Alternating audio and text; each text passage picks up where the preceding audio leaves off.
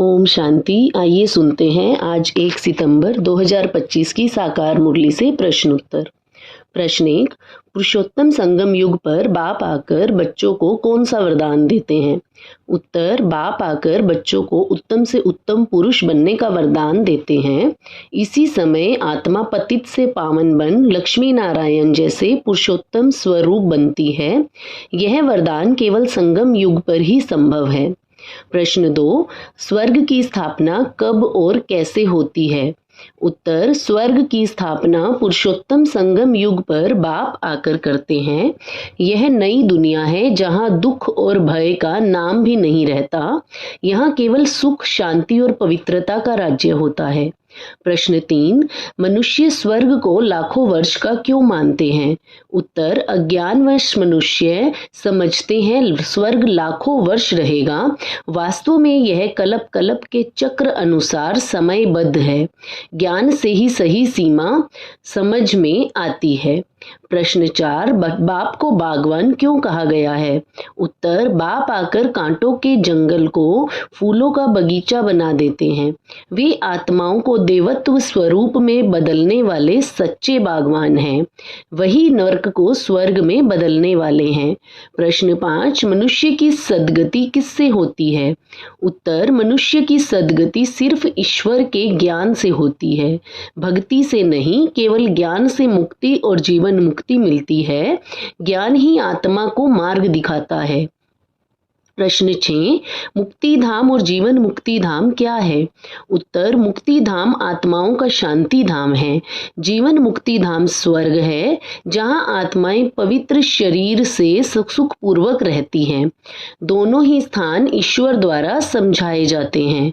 प्रश्न 7। ईश्वरीय जन्म और आसुरी जन्म में क्या अंतर है? उत्तर। ईश्वरीय जन्म आत्मा का रूप से बाप से रूहानी संबंध जोड़ने से होता है। आसुरी जन्म शरीर और माया में फंसने से होता है। ईश्वरीय जन्म से आत्मा को वर्षा मिलता है। प्रश्न 8। बाप बच्चों को कौन सी असली कथा सुनाते हैं? उत्तर। बाप सत्यनारायण की सच्ची कथा सुनाते हैं। इससे आत्मा की सच्ची कमाई और सच्चा उत्थान होता है। यही कथा आत्मा को जीवन मुक्ति में ले जाती है। प्रश्न 9। बच्चों को कौन सा विशेष बर्थडे मनाना चाहिए? उत्तर। बच्चों को रूहानी बर्थडे मनाना चाहिए। इसमें आत्मा का ईश्वर से पुनः जुड़ाव होता है। यह दिन वास्तविक शुभ कार्य कहलाता है। प्रश्न 10। बाप बच्चों से किस प्रकार का सौदा चाहते हैं? उत्तर। बाप दिल से दिल का स्नेह और सहयोग चाहते हैं। वस्तु नहीं बल्कि सच्चे स्नेह की वैल्यू है। स्नेह से थोड़ा भी दिया तो पद्म फल बन जाता है। प्रश्न 11। अंत समय बच्चों की क्या स्मृति रहनी चाहिए? उत्तर। अंत काल में आत्मा को बाप और चक्र की स्मृति रहनी चाहिए। यदि यही याद आत्मा को ऊंचा पद दिलाती है। स्मृति ही अंतमति सो गति बनाती है। प्रश्न 12। भविष्य के लिए बैगेज का क्या अर्थ है? उत्तर। इसका अर्थ है पुण्य और ज्ञान की पूंजी तैयार करना। यही पूंजी स्वर्ग में सुख देती है। यह तैयारी संगम युग पर ही हो सकती है। प्रश्न 13। श्री कृष्ण के पांव में पद्म क्यों दिखाते हैं? उत्तर। यह संकेत है कि वे पद्मपति हैं।